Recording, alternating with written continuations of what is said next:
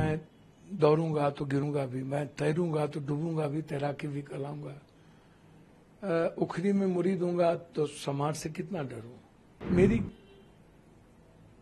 किसी से इस जिंदगी में व्यक्तिगत लड़ाई नहीं है, वैचारिक मैं बात करता हूं। सुरक्षा ना सुरक्षा की जिम्मेदारी सरकार की है। मैं झारखंड की जनता की सेवा के लिए खड़ा हूं। मेरी सुरक्षा की जिम्मेदारी सरकार जाने, क्या होगा दायित्व सरकार की है। मैंने तो डीजी साहब से कही, मैं आईजी से कहा, जिन लोगों को कोई सुरक्षा की जिम्मेदारी नहीं है, दायित्व नहीं है, जो सत्ता के साथ रहेंगे, जिनको सुरक्षा का कोई मतलब नहीं, उनको ये लोग जेट देंगे, सब कुछ देंगे, बाबा को देंगे, सबको देंगे। लेकिन जो व्यक्ति लगातार, जिस व्यक्ति को एक ट्वीट के कारण, मुझे नहीं पता कौन है क्या है, जो लोग धमकी देते हैं, मैंने समय समय पर डीजी साहब को, 4 एसपी को मैंने वो बात बता दी, कह दिया। मुझे लगा इसको ओपन करने की कोई जरूरत नहीं है। हमने आईजी से 2 बार बातचीत की। तब सत्ता में नहीं हूं इसके लिए हमें मर जाना चाहिए, या इनकी सुरक्षा की जिम्मेदारी नहीं है। मुख्यमंत्री जी सत्ता वाले लोगों को समय देंगे, गैर सत्ता वाले से मिलेंगे भी नहीं। ज्यादा इस रूप में नहीं लेता हूं कि जब मैं दौड़ूंगा तो गिरूंगा भी, मैं तैरूंगा तो डूबूंगा भी, तैराकी भी कहलाऊंगा। उखरी में मुरी दूंगा तो समाज से कितना डरूं। आप हमें बताओ ना, घर भी ढुकेंगे, जांग भी कांपेगा। तो ये स्वाभाविक है, बचपन से मैंने झेले हैं। मैंने देखा है सामाजिक न्याय की लड़ाई में, सामाजिक व्यवस्था में कई तरह के उतार चढ़ाव। कहावत है, कुत्ता चले हाथी चले बाजार, कुत्ता भूखे आ जा। मेरी किसी से इस जिंदगी में व्यक्तिगत लड़ाई नहीं है, वैचारिक मैं बात करता हूं। गाना नहीं है, मिर्ची लगी तो मैं क्या करूं, तो विचारों की बात तो मैं बोलूंगा ना। सुरक्षा ना सुरक्षा की जिम्मेदारी सरकार की है। मैं झारखंड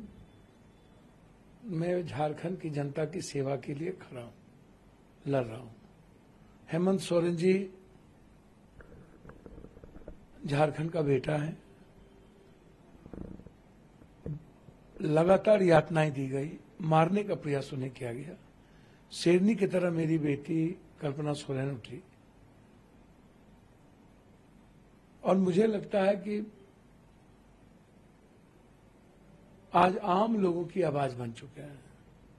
देश के हित में झारखंड महागठबंधन के लिए मैं यहां काम कर रहा हूं, अपने कर्तव्यों का काम कर रहा हूं।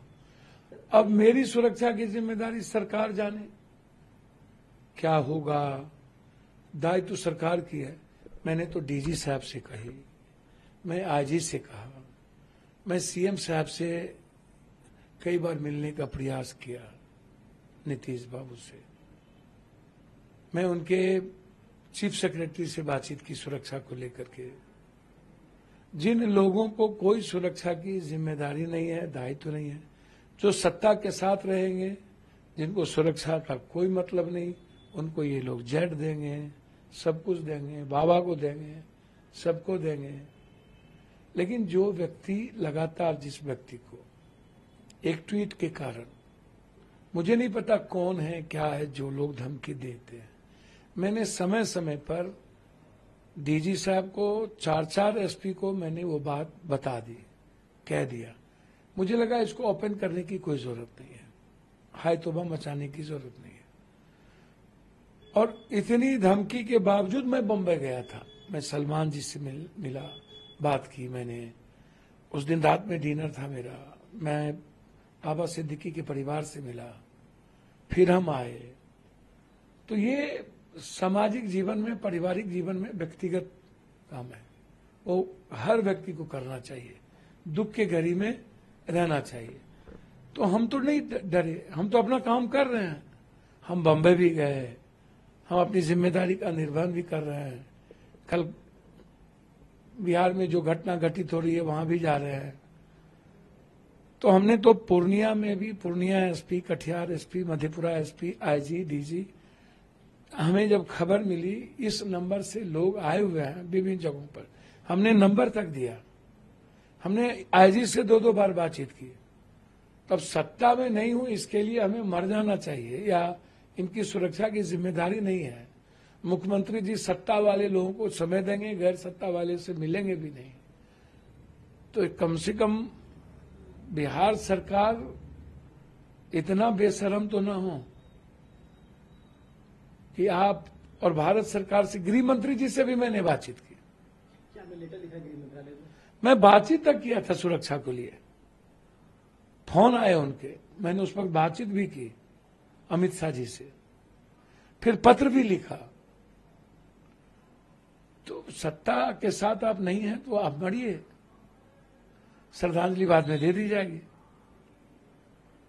अब नीतीश बाबू तो किसी से मिलते ही नहीं, उन्हें तो मिलने ही नहीं दिया जाता, घेर के रख दिया गया है। नीतीश जी से ये जो जमीन माफिया है, गलत लोग हैं, पप्पू यादव जैसे सच्चाई वाले लोगों को मिलने ही नहीं देंगे। और उनके चीफ सेक्रेटरी कहते हैं दीपक बाबू की सुरक्षा के लिए आपको नीतीश जी से मिलना होगा। मैं उनके प्राइवेट सेक्रेटरी को फोन करता हूं तो वो कहते हैं कि मैं कह दिया हूं। मैंने तो उनके प्राइवेट सेक्रेटरी को फोन किया कि भैया मुझे मारने की साजिश की जा रही है। तो कहां अनसुनी है, सबने अनसुनी कर दिया। इतनी बड़ी बड़ी घटनाओं के बावजूद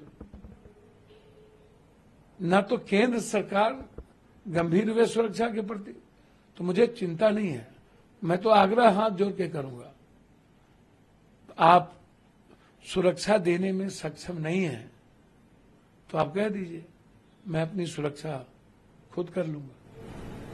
सलमान खान के प्रकरण के बाद जब उन पर आपने उनके बारे में बातें की, उनसे नजदीकी आपने जाहिर की, उसके बाद से धमकी आने लगी? देखिए, सलमान खान की बात नहीं है या बाबा सिद्दीकी की बात नहीं है, न किसी गैंग की बात है। मैंने स्वाभाविक रूप से एक ट्वीट किया कि देश, संविधान, लोकतंत्र से बड़ा कोई नहीं, कोई व्यक्ति नहीं। कानून सबसे बड़ा, संविधान सबसे बड़ा। उससे बड़ा यदि कोई भी सरकार किसी को बनाता है तो वो गलत है। बस मैं फिर कह रहा हूं, ना मेरी किसी से निजी दुश्मनी है, ना मुझे किसी के गैंगवार से लेना देना है। संविधान और कानून और लोकतंत्र की बात आएगी तो मैं वैचारिक बात करूंगा। अब मुझे मरना न मरना तो भगवान के हाथ में है। अब मेरी सुरक्षा की जिम्मेदारी सरकार के हाथ में है।